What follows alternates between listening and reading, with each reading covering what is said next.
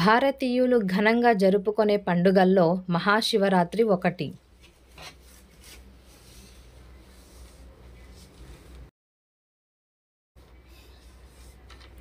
ఈ శివరాత్రి రోజున పార్వతీ పరమేశ్వరులకు ప్రత్యేక పూజలు చేసి ఉపవాసాలు పాటించడం ఆనవాయితీగా వస్తోంది.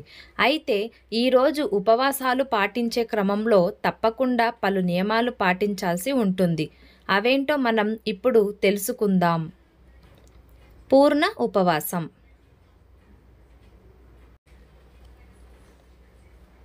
మహాశివరాత్రి రోజు చాలామంది పూర్ణ ఉపవాసం ఉంటారు. ఉదయం నుంచి సూర్యోదయం వరకు ఏమీ తినకుండా ఉండడమే పూర్ణ ఉపవాసం అంటారు. ఈ ఉపవాసం చేసేవారు నీటిని కూడా ముట్టుకోరు. అన్ని ఉపవాసాల్లోకెల్లా ఇది కఠినమైన ఉపవాసంగా భావిస్తారు. ఈ ఉపవాసాన్ని పాటించడం వల్ల జీవితంలో కోరుకున్న కోరికలు కూడా సులభంగా నెరవేరుతాయి. ఫలాహార ఉపవాసం. ఈ ఉపవాసాన్ని చేసేవారు పండ్లు, పాలు, పండ్ల రసాలు మాత్రమే తీసుకుంటూ ఉండే ఉపవాసం. మహాశివరాత్రి రోజు ఈ ఫలాహార ఉపవాసం చేయడం కూడా చాలా శుభప్రదమని జ్యోతిష్యులు తెలిపారు. చిన్నపిల్లలు, వయస్సులు మళ్ళిన వారు కూడా ఈ ఉపవాసం చేయొచ్చు. శివరాత్రి రోజు ఫలాహార ఉపవాసం చేయడం వల్ల కోరుకున్న కోరికలు కూడా నెరవేరుతాయి. ఏకభక్త ఉపవాసం.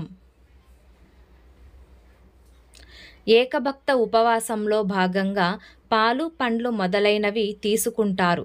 ఏకభక్త ఉపవాసాన్ని చాలామంది ఏకాదశి సమయాల్లో పాటిస్తూ ఉంటారు. ఈ సమయంలో పండ్లతో పాటు కొన్ని రకాల ఆహారాలు మాత్రమే తీసుకుంటారు.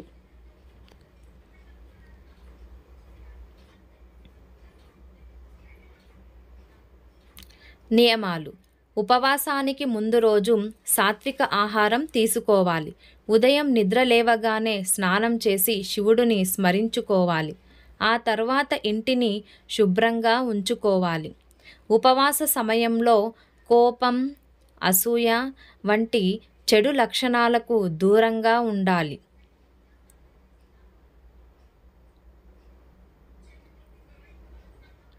శివనామస్మరణ, ధ్యానం, పురాణ పఠనం వంటి పూజా కార్యక్రమాలు చేయాలి.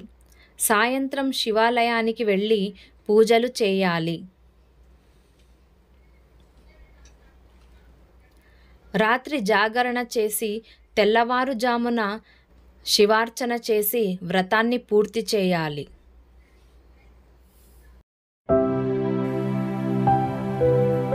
ఈ వీడియో మీకు నచ్చినట్లయితే లైక్ చేయండి, షేర్ చేయండి మరియు ఇలాంటి ఇంట్రెస్ట్ వీడియో కోసం మా ఛానల్ని సబ్స్క్రైబ్ చేయండి.